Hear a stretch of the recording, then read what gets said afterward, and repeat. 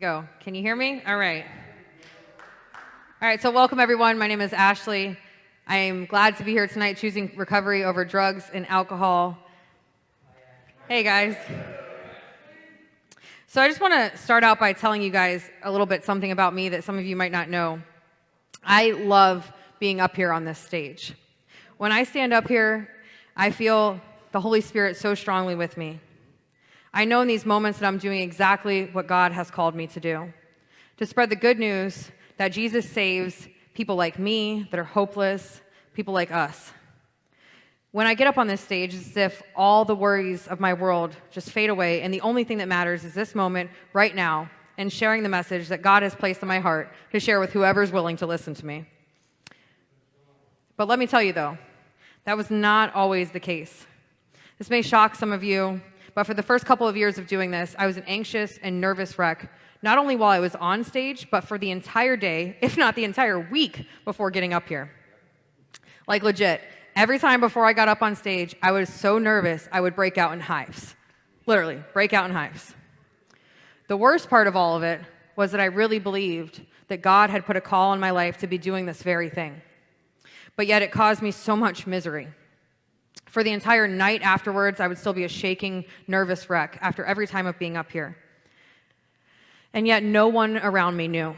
I said nothing to anyone about how badly I was struggling. I was 100% on my own with this. Not because I didn't have people who would joyfully listen to my issues. Not because there wasn't people who would pray for me and encourage me and guide me. I was alone because I chose to be. I wasn't honest with those around me, and I kept it all to myself, and I suffered because of it. But why did I keep it to myself then? When I knew the answer to all my other problems thus far in recovery had been to be honest with the people around me about what I was dealing with. The answer was I had closed my mind off to the people around me. I had come to believe that I was too far gone in this situation and that there was just nothing anyone could do to help me. I was unwilling to feel the sure judgment that would come if I was honest with my peers about what I was going through. In my mind, I was doomed to always live like this so long as I was going to get on the stage. It's a funny story. This isn't the only thing that I've done this with. Once upon a time, a light came on in my car alerting me that something was wrong. This should be no big deal, as there are plenty of people in my life who know a whole lot about cars who I could easily get the answer from on what this mystery light was. But I was just about to snap a picture of this light and send it off, and I thought to myself, that light kind of looks like an exploding engine. No, I don't think I'm going to send this text. I'm sure they're just going to tell me my engine's going to blow, and I don't need that kind of negativity in my life right now. So I ignored it. I wasn't honest about this worry with anyone in my life.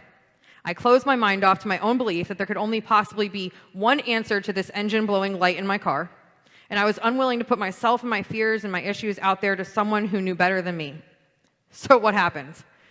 Well, I ended up going totally crazy one day in a tailspin about my engine blowing, running myself crazy trying to save for a new car I knew I would obviously need. I was so overwhelmed with it, I finally blurted it out to Ronnie one day about what was happening, and he said, "I think your brake light's out." What? And as for my fear of being on stage, I finally opened up to Rochelle and Arlene about this, and guess what? They prayed for me. They told me about times they had felt like that and what they had done about it.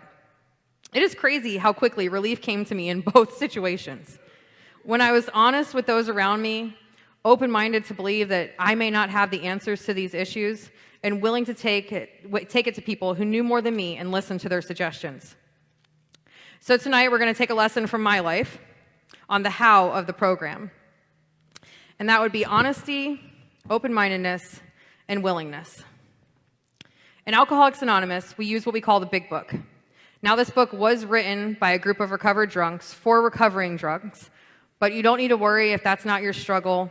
This book has been used for many, many other issues by many people. In this book, it talks about these 3 principles. It is going to be on the screen, and I'm going to read it for us.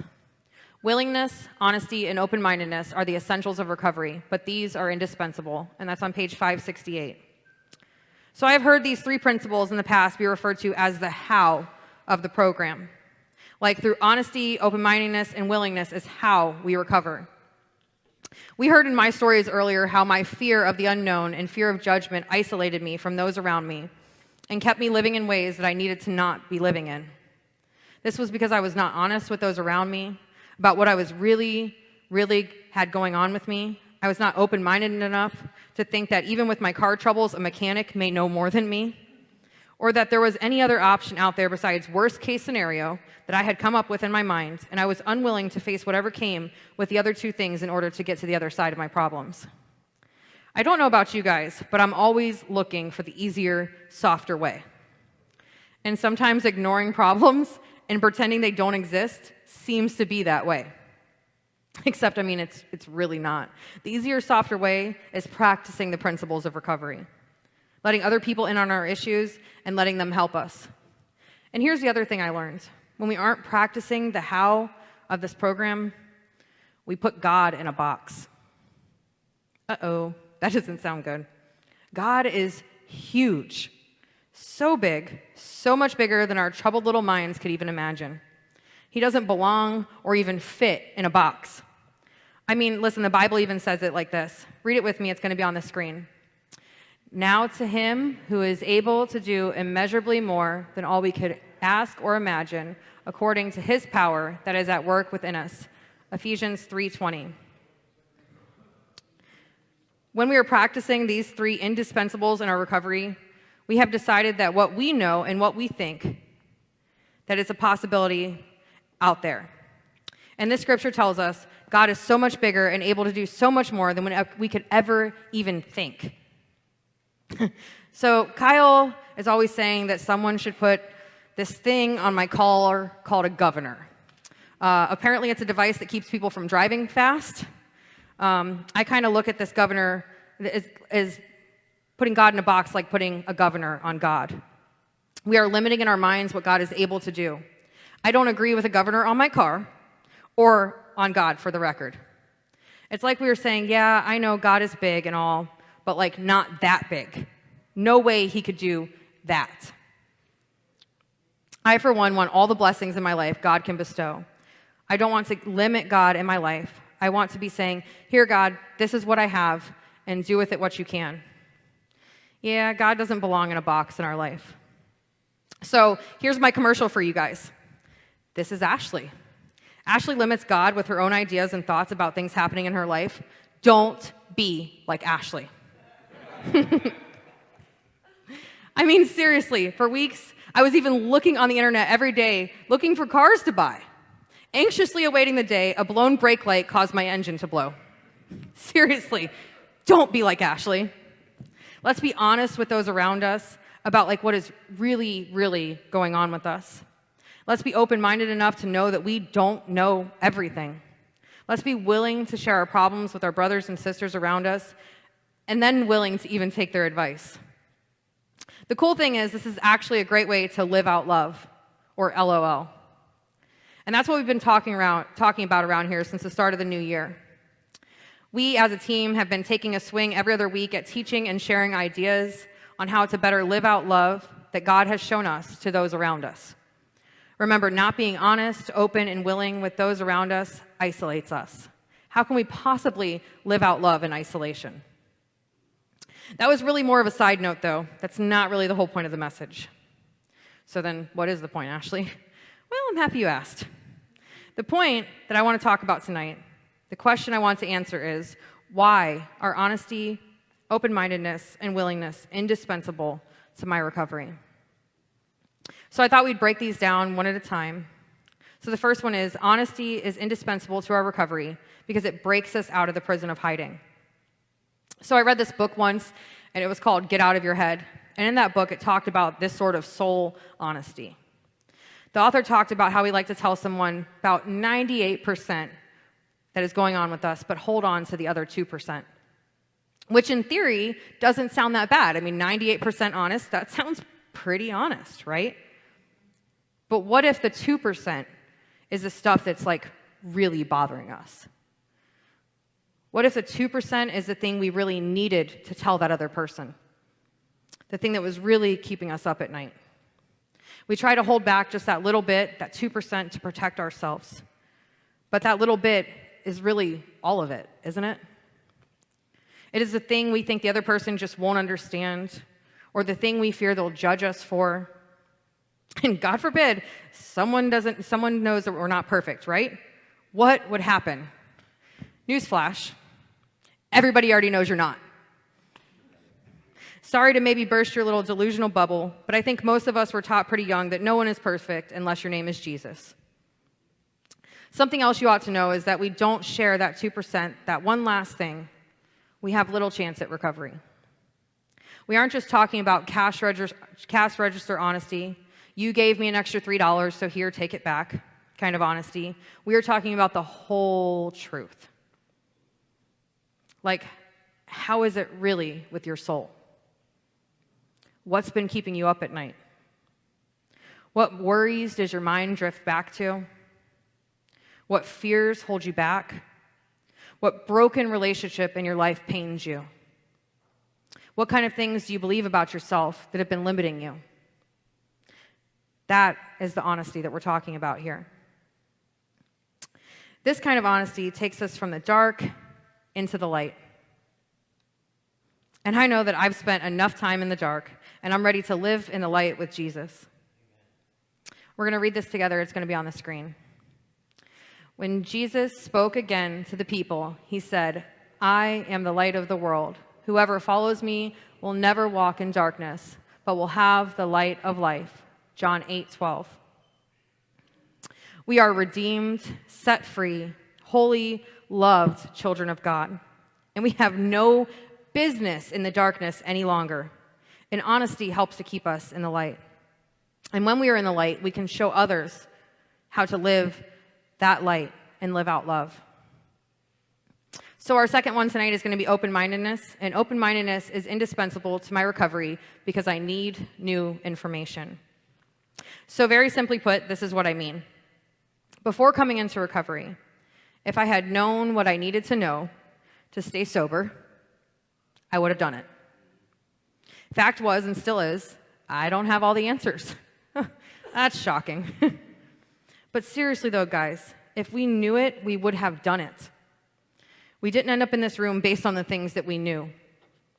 We ended up here when we were out of answers. Our ideas had run out. We were stumped, done, finished, out of ideas, or at least that's my story. And now we're here. And somehow after all of this sometimes, I still think suddenly again that I have all the answers.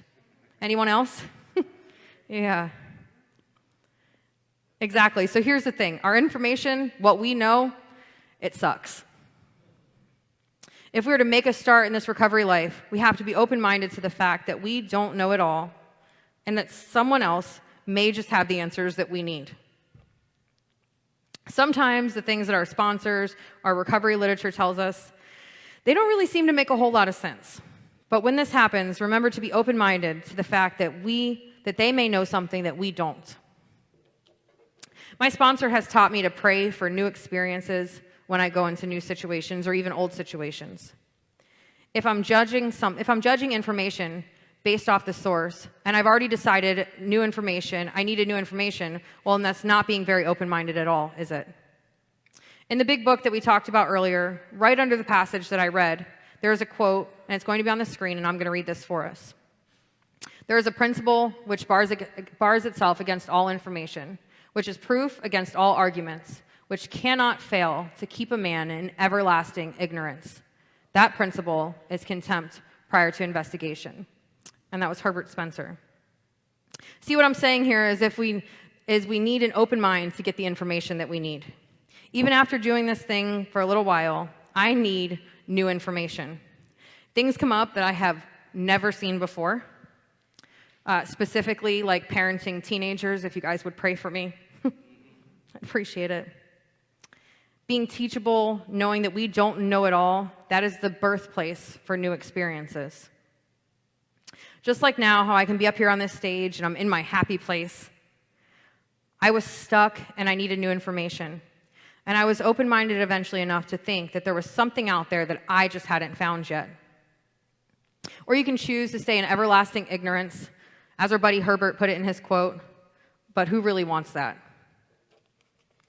So our last point tonight, number 3, is willingness is indispensable to our recovery because this is a program of action. So here's the real thing, right? Honesty, open-mindedness are essential. We've already talked about this.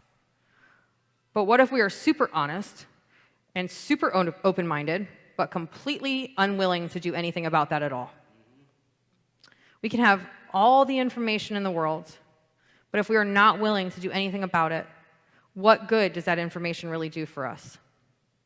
My friend can come up to me and say, hey, your shoe is untied. I can see my shoe is untied. I have the information. But the fact that my shoe is untied that I know my shoe is untied, isn't going to stop me from tripping over it if I don't take the action of tying my shoe. We can get stuck. We can get content with where we are and not move anymore. But Jesus is calling us to not only have the information, but to move on the information. Every single one of us has been called out of the graves and into the light and into action. When Jesus' ministry first started, he went out to find people to be with him in his ministry and to help him and to learn from him while he was here. So there's a story found in the Gospel of Mark, and I'm going to read it. It's going to be on the screen for us. As Jesus was walking beside the Sea of Galilee, he saw 2 brothers, Simon, called Peter, and his brother Andrew. They were casting a net into the lake, for they were fishermen. Come, follow me, Jesus said, and I will send you out to fish for people. At once they left their nets, and they followed him. Matthew 4:18-20. So Jesus is calling each and every one of us in this room to follow him like this, just like it says in this story. Now that we're walking in the life, we should be willing to help others to find that light as well. I believe that in the big book, when it says faith without works is dead, this is what it's talking about. God didn't just save us to save us. He saved us to show his light to others who are still in darkness. And there's a scripture that says, no one lights a lamp and then hides it or puts it under a basket. Instead, a lamp is placed on a stand where its light can be seen by all who enter the house. That's Luke 11:33.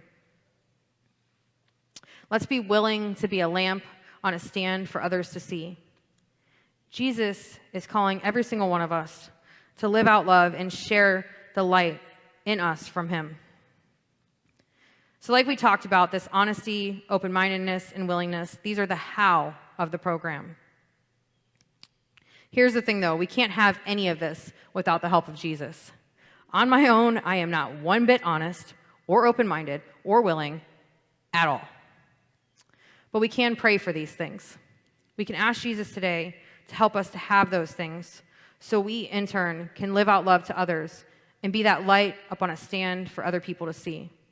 This light, it's not our light, it's his light. And so in a minute, the band's going to play another song for us, and we're going to have a time for prayer. And I know that some of this might sound like a lot to swallow, this soul honesty, this willingness to do what other people tell us, this open-mindedness to know that maybe we don't have all the answers. And let me tell you guys, when I first got sober, none of these things came naturally to me. And they still don't. I still have to pray on a regular basis for God to help me to be honest with others around me, to be open-minded, to think that when I have everything all figured out in my head, maybe I'm wrong about that. And then I have to be willing to move when I hear the call from Jesus, when I hear my friends tell me the answers and what to do. And so tonight, if you're not sure that you're willing to be honest or open-minded at all, there's going to be places at the altar where you can come up and pray, and you can just talk to Jesus. And if you're at home, we want you to know that this includes you too, that you can pray wherever you're at. You can get on your knees right in your living room, at work, wherever you are, you can pray. And just ask God tonight to give you that honesty, open-mindedness, and willingness. This is the how of the program. This is how we do this. We're honest with those around us. We're open-minded to what they tell us, and then we're willing to move when we hear someone tell us to move. And we're going to open up the altar.